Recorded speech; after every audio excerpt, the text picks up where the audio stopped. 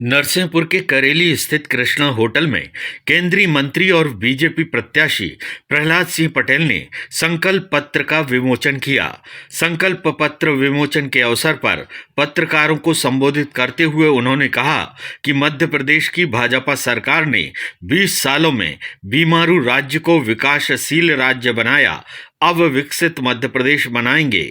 कांग्रेस ने पिछले चुनाव में वादा करके भूल जाने का काम किया।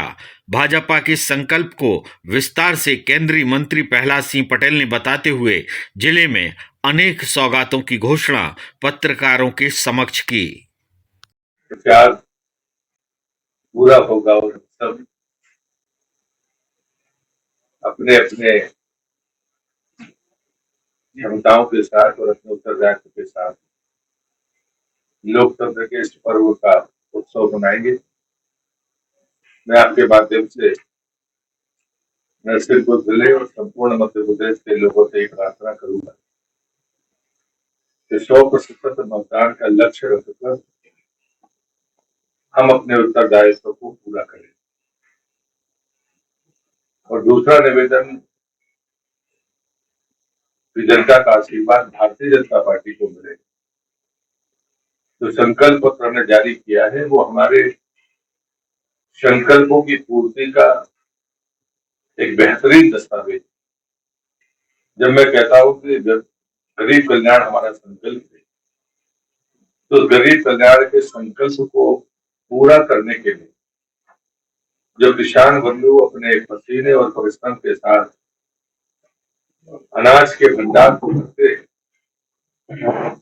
उन्हें सम्मान भी मिले और उनकी उपज की उनके सही कीमत भी मिले। इस संकल्प पत्र ने दोनों बातों को पूरा किया है। किसान सम्मान निधि उनके सम्मान के लिए है और 2700 रुपया क्विंटल गेहूं का समर्थन मूल्य और 3100 रुपया धान का समर्थन मूल्य घोषित करके हमने फसल की सही कीमत देने का संकल्प व्यक्त किया है। दूसरा है सामाजिक सुरक्षा को लेकर भारतीय समाज हमेशा से बहुत संवेदनशील रहा है, लेकिन जो परिस्थितियां हम सब देखते हैं उसमें हमारे वृद्ध, हमारे निराश्रित या दिव्यांग या कोई बहन जो विधवा हो, उनके सम्मानजनक जीवन के लिए जो काम समाज और सरकार को करने चाहिए उसमें सरकार ने और खास करके भारतीय जनता पार्टी के संकल्प ने उसको पूरा किया है। ये मांग बड़ी पुरानी रही है और मेरे जैसे लोग जो मजदूरों के क्षेत्र में काम करते थे वो ये बात मानते थे कि इस उम्र में सिर्फ भोजन नहीं, दवाइयों की भी जरूरत पड़ती है, इसलिए ये राशि बढ़ाई जानी चाहिए।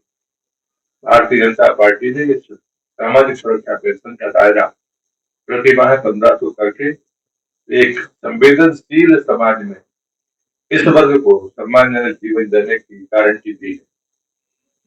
जब मैं तीसरी बात कहता हूँ कि महिला सशक्तिकरण के लिए हमने जो संकल्प व्यक्त किया है वो राज्य का हो या केंद्र का, दोनों तरफ से हमने उसके प्रति अपना समर्पण व्यक्त किया है। केंद्र की योजनाओं में शौचालय हो, उज्ज्वला गैस कनेक्शन हो, हर घर जल हो या महिला आरक्षण, राज्य की दृष्टि से अगर मैं कहूँ तो बेटी बचाओ बेटी पढ़ाओ से लेकर बेटी पैदा होते ही लखपति तो उसको 2 लाख की राशि उसको बढ़ाई गई और प्राइमरी से लेकर उच्च शिक्षा तक उसकी निःशुल्क शिक्षा महिला सशक्तिकरण का बेहतरीन उदाहरण है और बेहतरीन संकल्प। और इसलिए मैं ये मानता हूँ कि महिला सशक्तिकरण हमारी सामाजिक सर्वमान्य व्यवस्था में मातृशक्ति को सर्वोच्चता प्रदान करने के लिए है और उसके लिए जो काम हमने किए और जो भविष्य में हमने करने का तय किया है वो उसी का दूसरा पायदान है। तीसरा संकल्प है हमारा कि हम आने वाली पीढ़ी की जिंदगी हमसे बेहतर सुनिश्चित करें, तो इसके लिए जरूरी होता है कि हम संस्थागत विकास करें और हमारे जो बच्चे हैं जो गरीब परिवारों से आते हैं उनको 12वीं तक शिक्षा मुफ्त में देकर हमने ये काम किया है।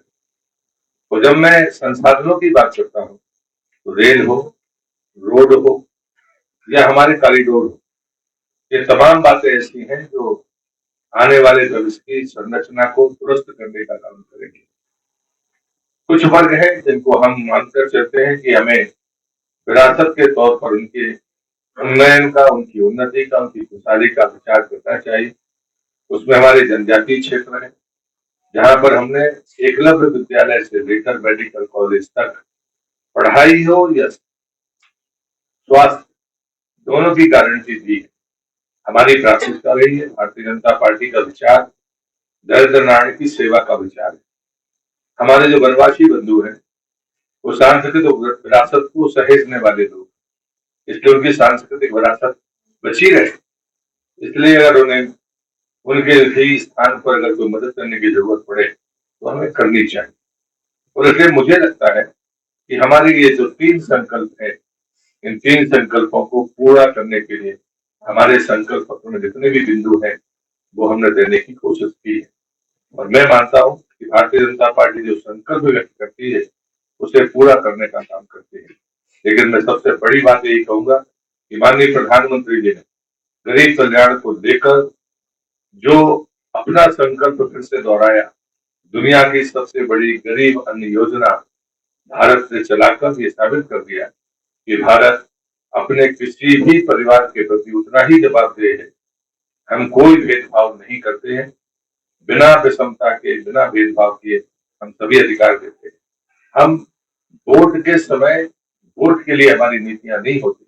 और इसलिए हमने सिवनी की सभा में प्रधानमंत्री जी ने जब कहा कि हम 5 साल के लिए ये गरीब अन्न योजना जारी रखेंगे, ये इस बात का प्रमाण है कि चुनाव महत्वपूर्ण नहीं है।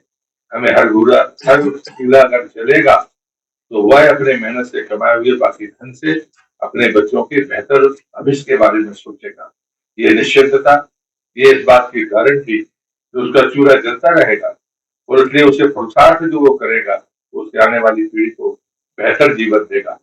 अंत में मैं इतना ही कहूंगा, हमने हमेशा से कहा है कि हमें रोटी भी चाहिए और राम भी चाहिए। हमें विकास भी चाहिए लेकिन विरासत के साथ चाहिए। विरासत को लेकर भारतीय जनता पार्टी ने अपने पुरखों का अनुसरण किया है। हम अपने अन्न को, हम अपने मन को, हम अपने जीवन शैली को, हम अपने पहनावे को सिर्फ श्रेष्ठ सिर्फ कहते नहीं है, दुनिया आज उसे स्वीकार करती है। चाहे वो मिलिट्स की बात मैं करूं, चाहे मैं पहनावे की बात करूं, आज दुनिया हमारी तरफ देख रही है। और इसलिए भारतीय संस्कृति के मूल तत्वों के साथ, गर्व के साथ सत्ता का संचालन करना, ये हमारा लक्ष्य है। और मैं अंत में ये कहूंगा कि हम सरकार बनाने का काम भी करते हैं लेकिन साथ में समाज बनाने का भी काम करते हैं। हमारा संकल्प पत्र इसी 2 पहिए पर चलने वाले विकास यात्रा का संकल्प पत्र है, वो आपके सामने मैंने प्रस्तुत किया।